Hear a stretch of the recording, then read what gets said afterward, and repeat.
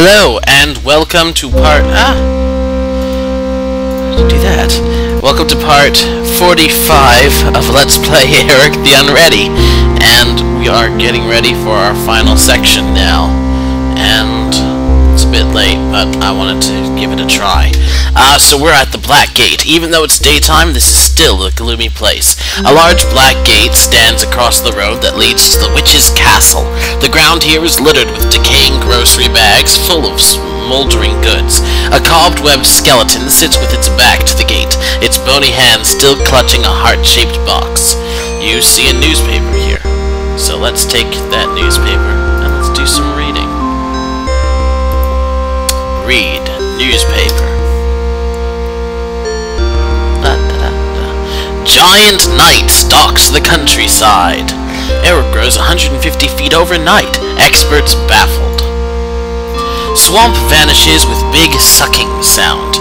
The swamp of perdition disappeared yesterday into what experts are calling a self-sucking stasis field.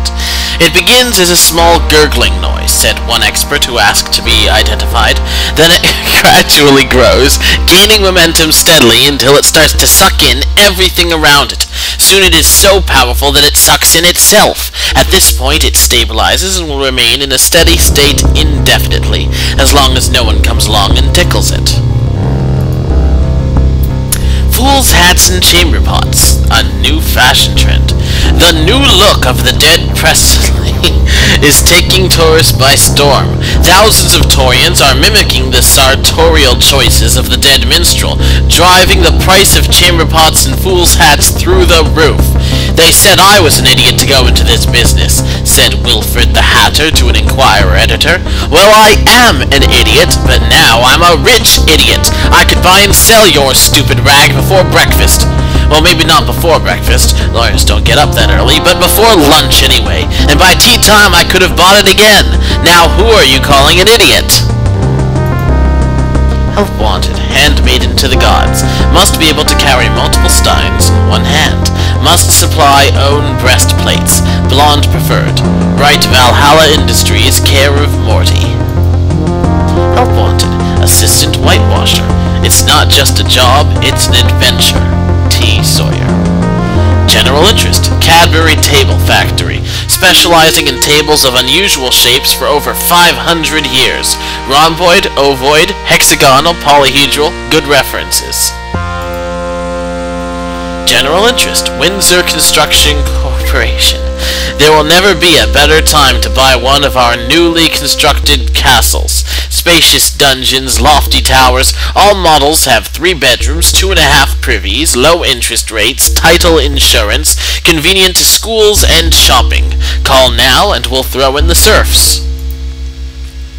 General interest. Step-parents, guardians. Has a small child with a portentous future been left in your care? Are you tired of black-cloaked figures skulking around the taverns near your home? Your worries are over. Just send the precious tot to the École de Belle Inconus.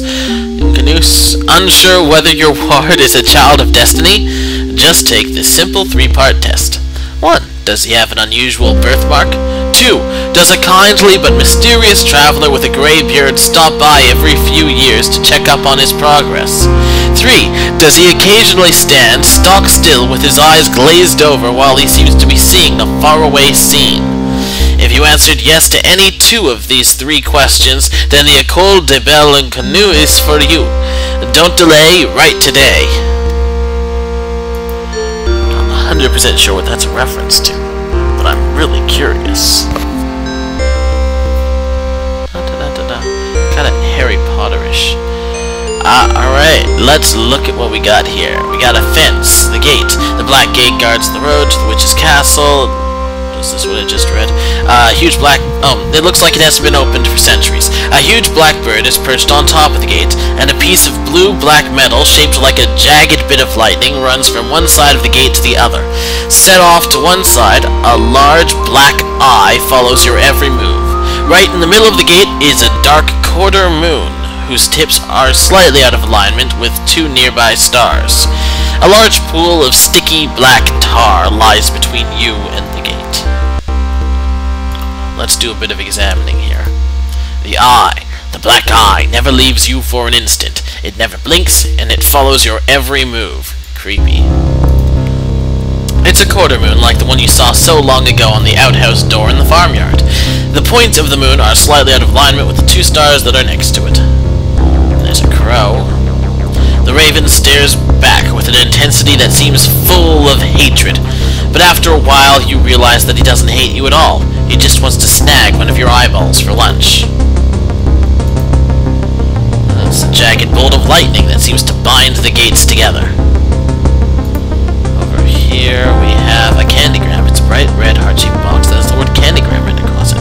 Underneath the logo there is some fine print. I want to read the fine print.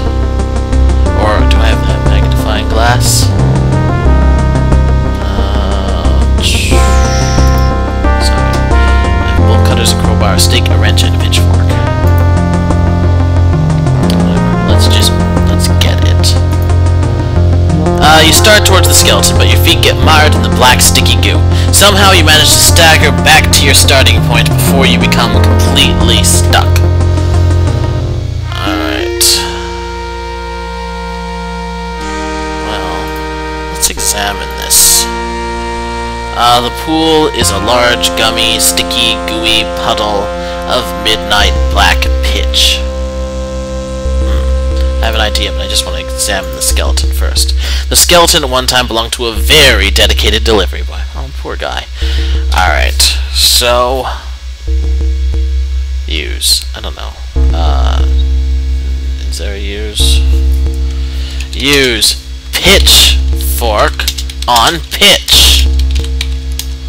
They said it another way.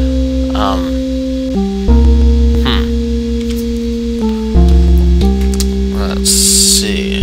What do I have here? I have attack, blow, cut, drop. Enter, examine, get, give, hoot, look.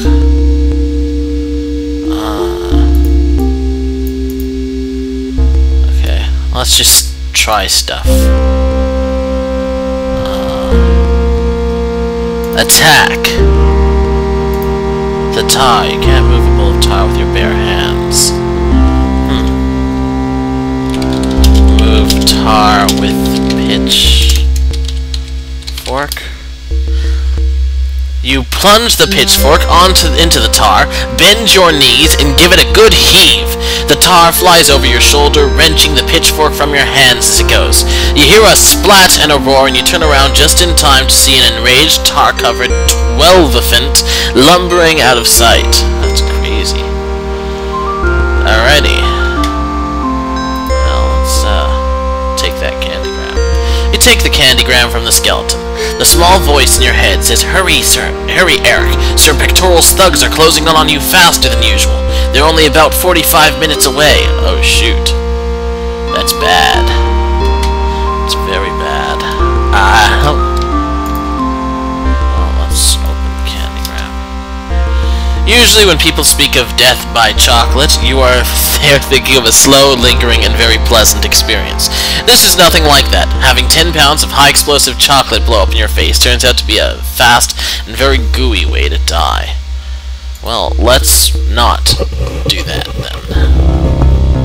Okay, so we have explosive chocolate. Fantastic.